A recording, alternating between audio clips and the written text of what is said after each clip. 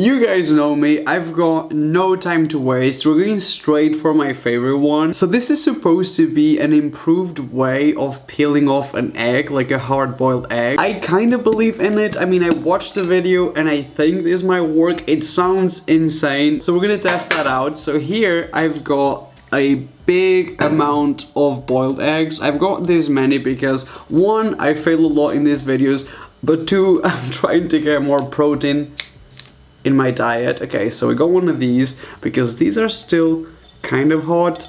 I'm not sure if it's necessary for them to be hot for this to work, but basically this is supposed to be a better way to peel off your eggs. And honestly, I've said this before in a video, and one of the reasons why I never eat hard-boiled eggs is because it's truly frustrating to peel them off. So as you can see, there's not a single crack in any of them. They're actually like ready to be peeled off. So we're gonna lock it really well in this container, so there's still some space for the eggs to move. This is gonna sound crazy, but what you're supposed to do is shake the container, shake the eggs in it so freaking much that the shells will separate from the egg. And the first thing obviously I thought is that the eggs are gonna they're gonna look like scrambled boiled egg, because there's no way a boiled egg can survive all this shaking, but I don't know, it's supposed to work. So we're just gonna go ahead and start shaking the eggs.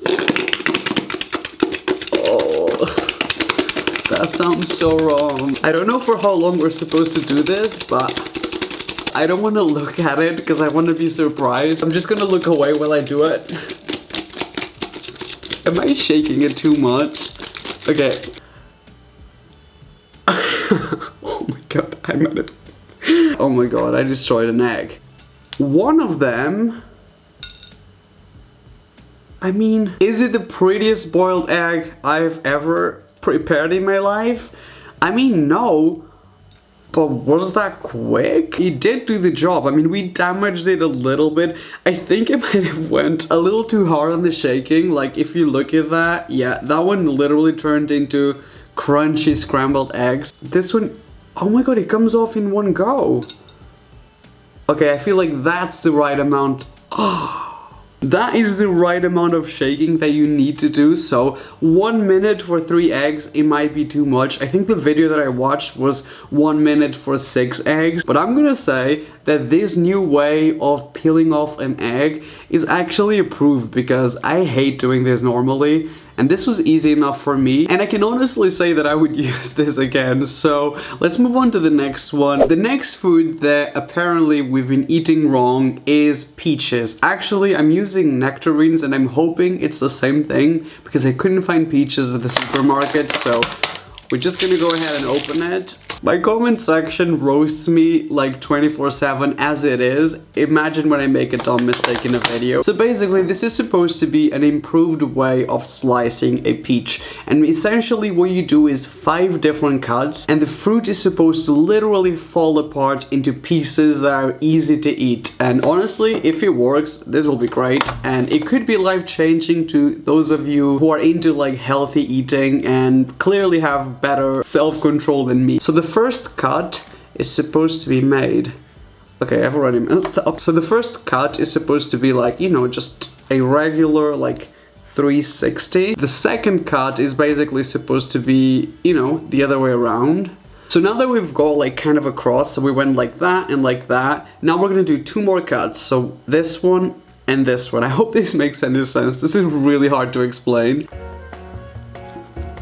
So this is the 4th cut, I think, yeah. So once you've done that, I mean, the peach is still completely whole, like it just still looks like a regular peach. So this is supposed to be the final cut that changes everything. So this time around, we do 1 single cut that goes around the fruit. So once you've completed all the 5 cuts, what you do is you twist it. Oh my god. And this is supposed...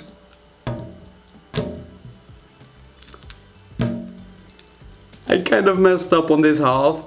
Oh shit. I'm pretty sure you're supposed to not end up with this much amount of fruit in the center, like attached to like the stone bit. But I mean, the first half, it kind of worked perfectly. I'm just gonna do one really quickly and let's see if it works better. We're gonna try it with another peach. So I already did the cuts, so now we're just gonna do the twisting.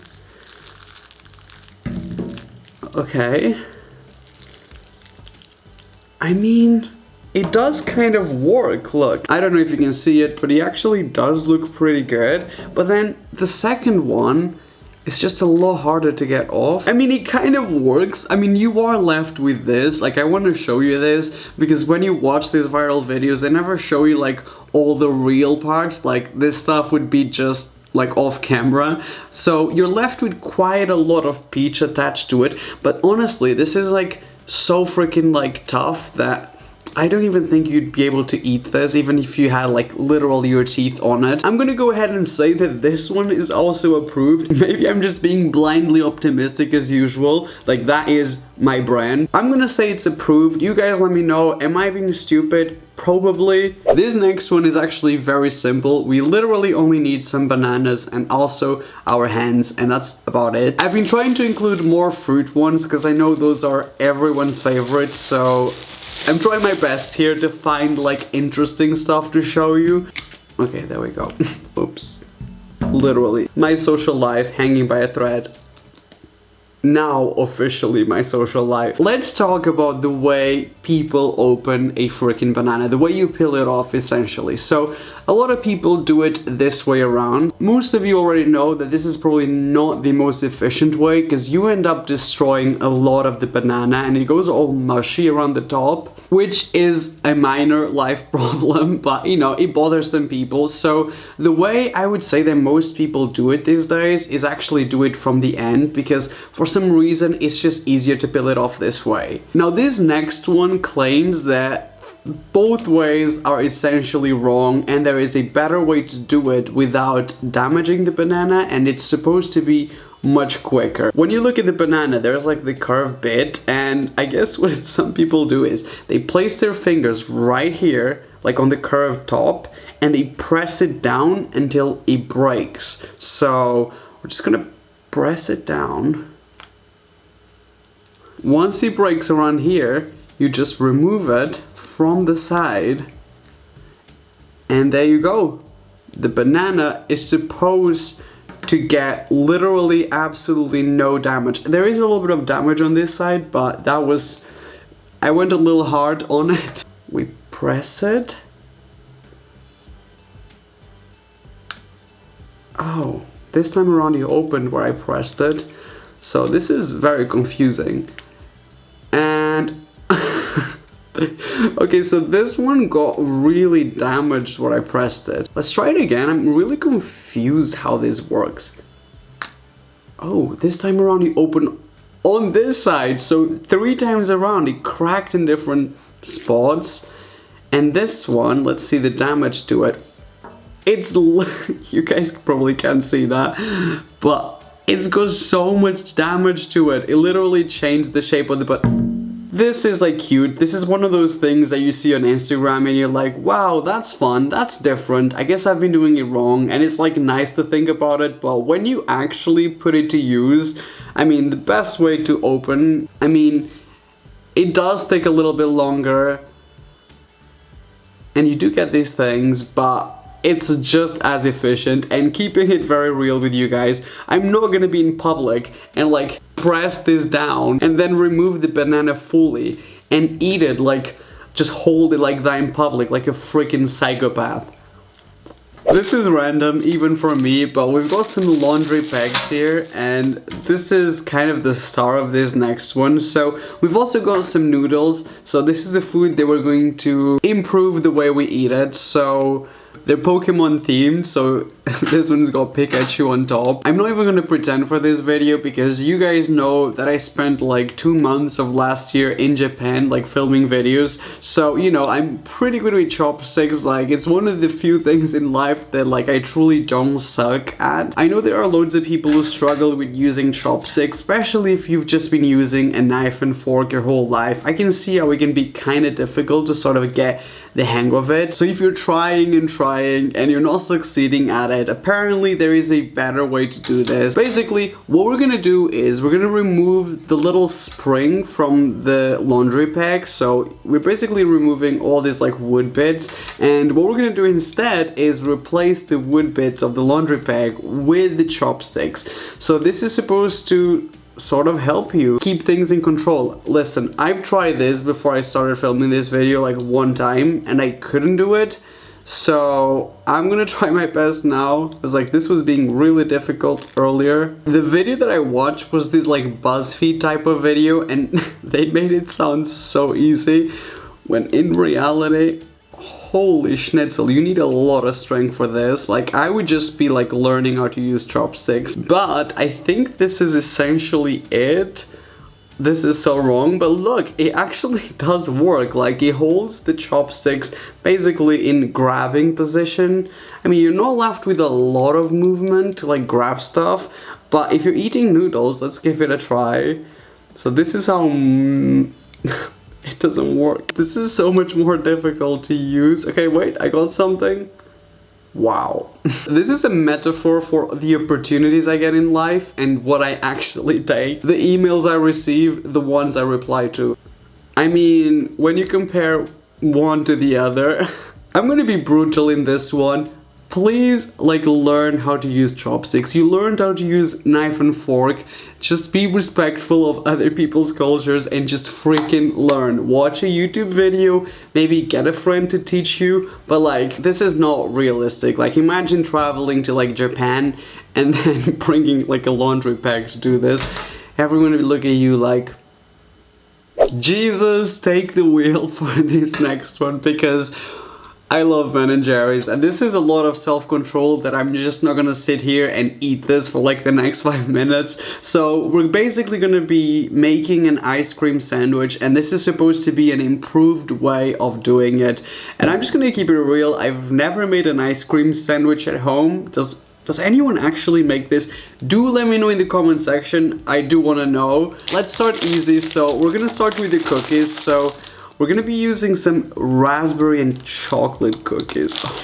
This is worth every single mean comment I've ever received. So apparently the first thing you're doing wrong when you're making an ice cream sandwich is normally people just use the cookies, but turns out that if you microwave the cookies for 30 seconds, they become a lot softer. And when you make the actual sandwich, the ice cream will melt a little bit and just be a little bit softer. Now for the actual ice cream, so the way most people would do an ice cream sandwich is you scoop out the ice cream and then you place it on top of the sandwich and then you press it down. So the internet seems to believe that a much easier way to do this is to slice the container of Ben & Jerry's, and I'm not joking.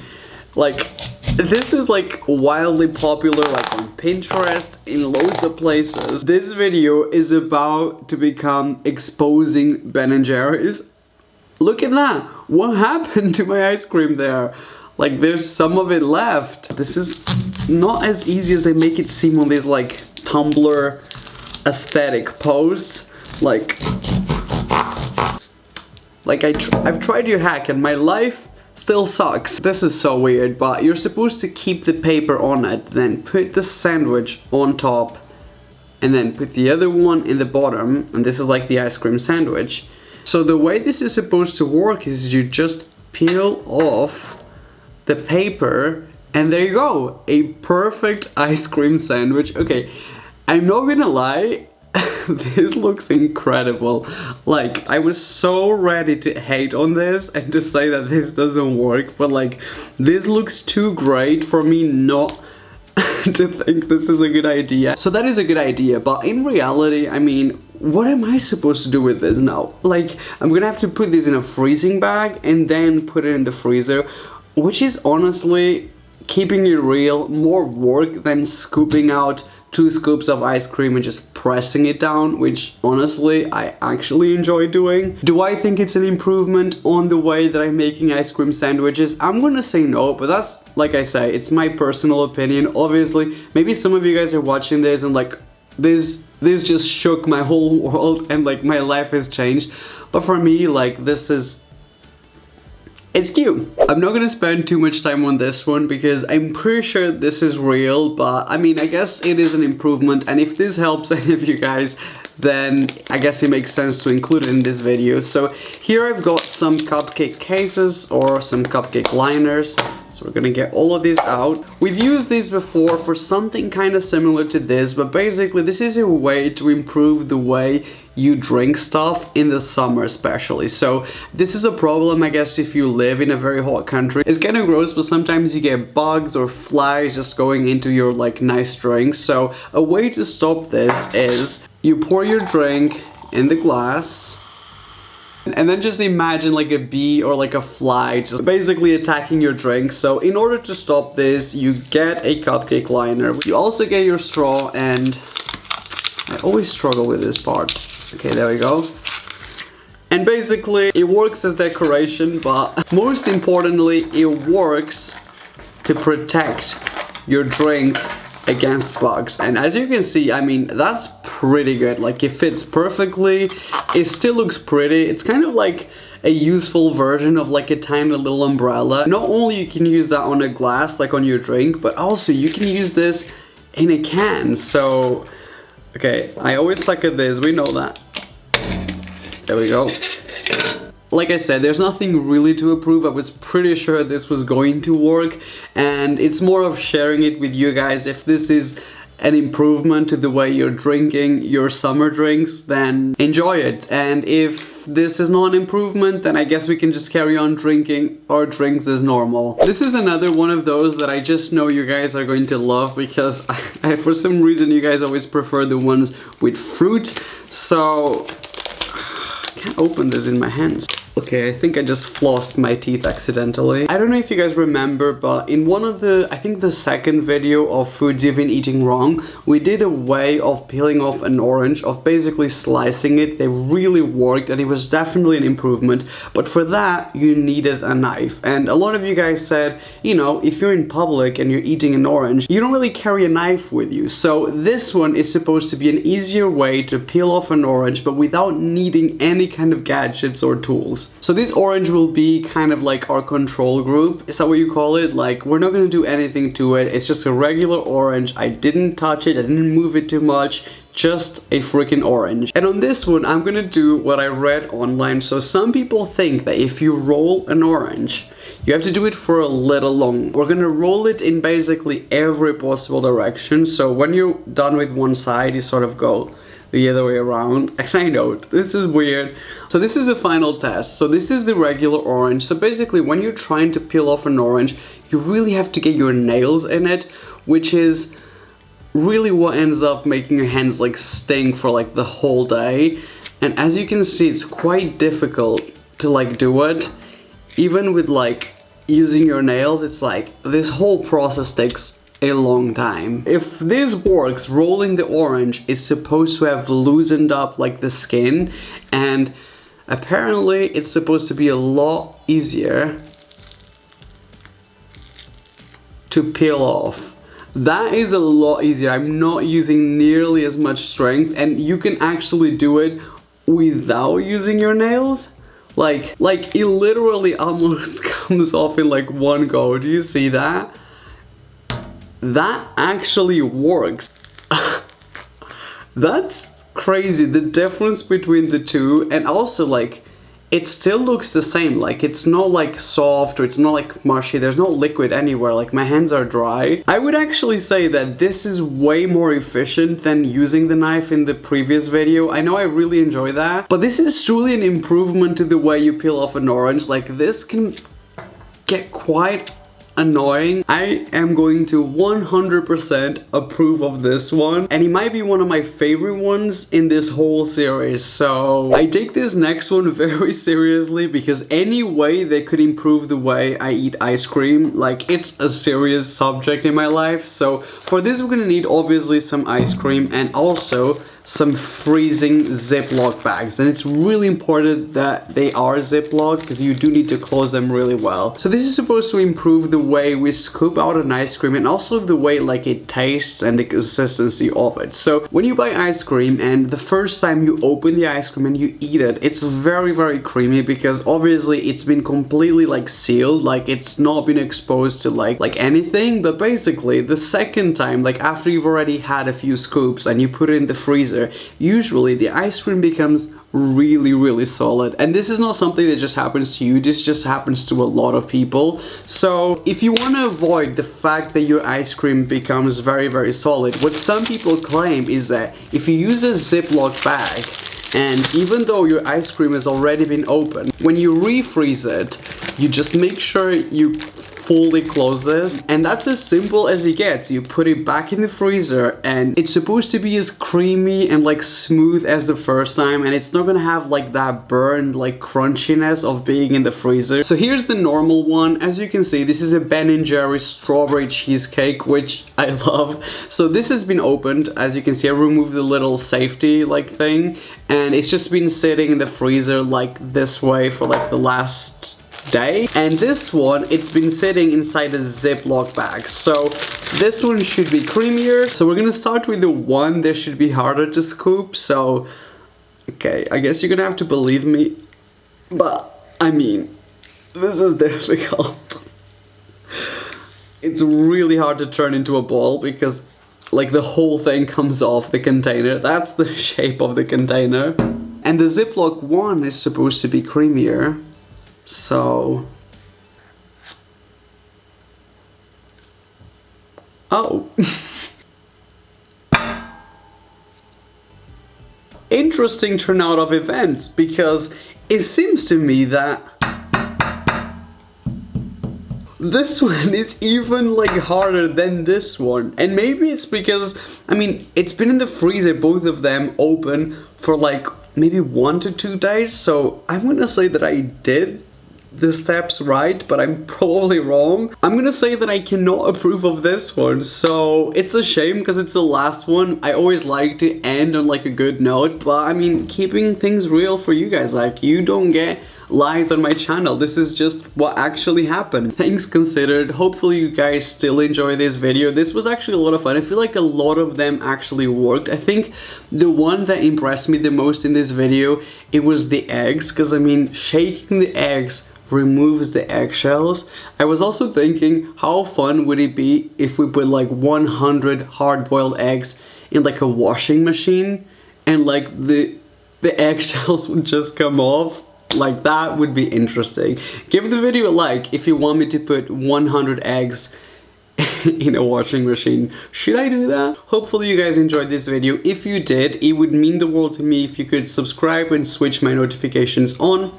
It is annoying that I say it in every video, but I also usually say that only those of you who did enjoy the video do go and subscribe and tap the notification bell.